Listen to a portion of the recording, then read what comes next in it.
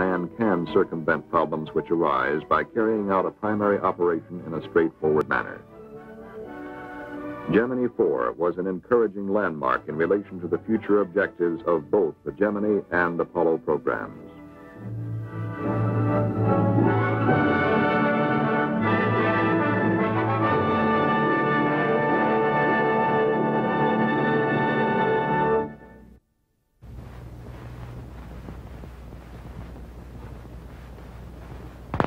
Ignition. Liftoff.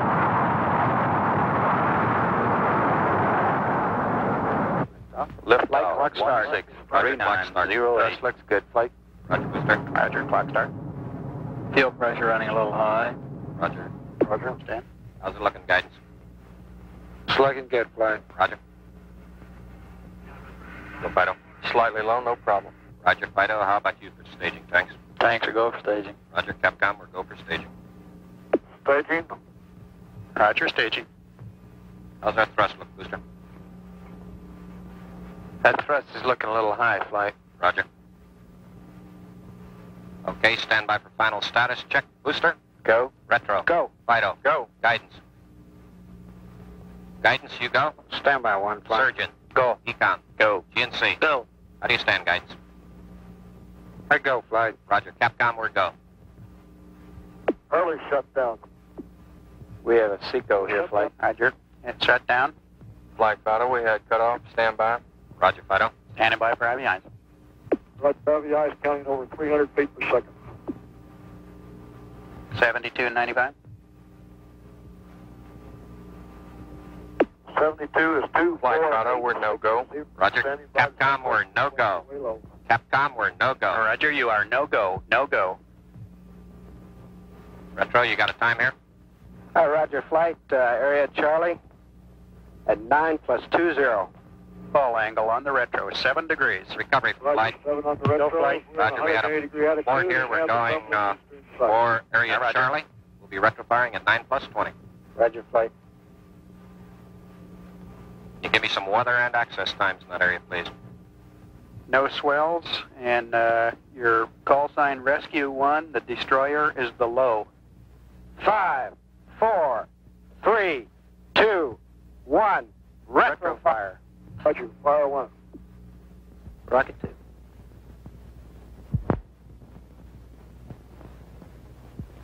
This was not an actual Gemini mission. Nobody left the ground. Gemini did not abort. We have simply edited together an isolated launch with shots of the flight controllers simulating that launch. The flight was simulated from an adjacent room in the Mission Control Center, Houston, and like many other things in the space age, flight simulation is done by computers. The primary and backup crew for Gemini 8 will undergo 11 days of such simulated flights before launch day, March 16th. Early in the program, experts sit down and analyze the Gemini 8 flight. They know it is a 3-day mission. Its primary purposes include rendezvous in space with an Agena target vehicle, the first docking in space, and a 2-hour spacewalk by pilot David Scott. The experts then devise problems that could occur, some simple, some quite challenging. They feed these problems into a computer and sit back and see what happens, perhaps with a little glee. At any rate, the crew in the simulator and the controller at the console are given the problem. Both must respond correctly. About 90 problems will be run for the Gemini 8 mission. On the schedule are 2 days devoted to the Agena target vehicle, 4 days devoted to network simulations, and 2 days scheduled for running re-entry simulations, including emergency re-entries. 11 days of problem solving. Most probably none of them would turn up during the flight. But if one should, the crew and the 5,000 people in the ground network that support these 2 men would be ready. Several days before Gemini 8 will leave the ground, the USS Boxer steams toward the primary recovery zone where the mission will normally end. It begins training its complement of officers and men in recovery operations. Instead of launching amphibious strike missions, the Boxer now launches helicopters for search and retrieval of astronauts. On board is the commander of the Western Atlantic Recovery Forces, known as Task Force 140.3.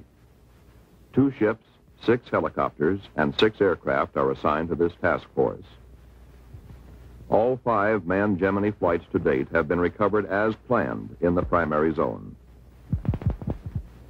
Still, 10 more 54 aircraft and 5,000 additional men will be deployed at different stations around the world for recovery. There are 9 other planned landing areas lying within the 3 major zones of the Eastern Atlantic, the Mid-Pacific, and the Western Pacific.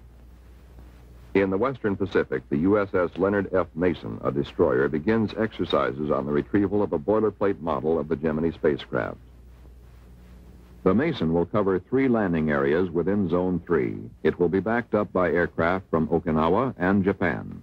The chief difference between the primary area where the Boxer is stationed and a secondary area such as this is the comprehensiveness of coverage, the number of aircraft, ships, and recovery specialists on station.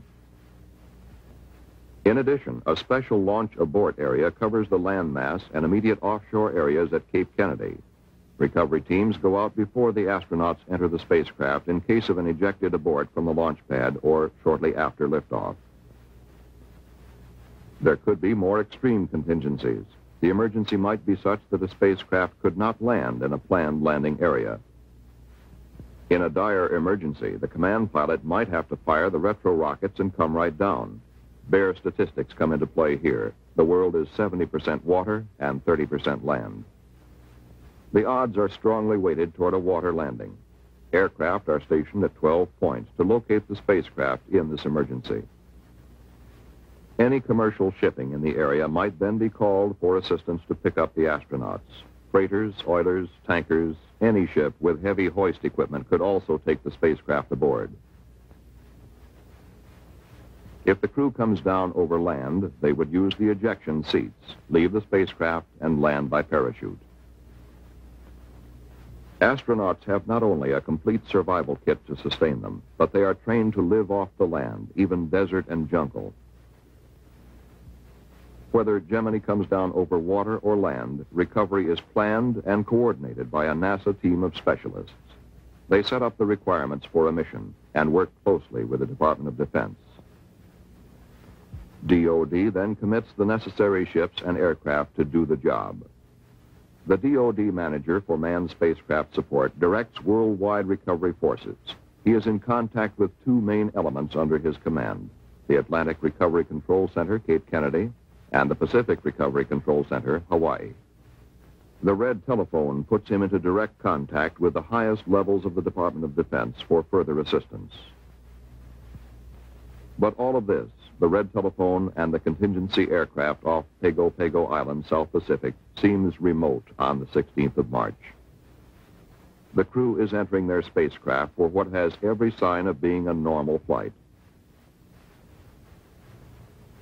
At the same time, on Launch Complex 14, the Atlas Agena count is only 25 minutes from liftoff. The Gemini mission is largely based on a successful orbit of the target vehicle. The Agena count has no holes. Right on the nose at 10 o'clock Eastern Standard Time, the Atlas launch vehicle ignites.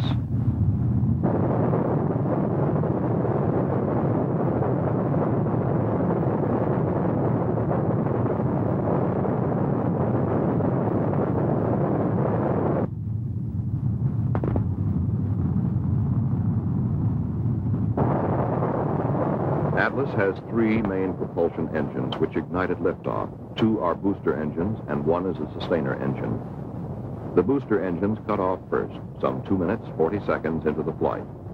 The sustainer engine then takes over and propels the Agena to an altitude of 654,190 feet. 2 small vernier engines on the Atlas continue to position the Agena properly in the later phases of launch. They cut off at 5 minutes, 6 seconds after liftoff. The Agena propulsion system then inserts the target vehicle into a circular orbit. Today, the flight plan calls for a circular orbit of 161 nautical miles. Something close to that would be acceptable. The Agena propulsion system can be started from the ground and a burn completed to change the orbit. But as the final figures come up to the flight dynamics officer, no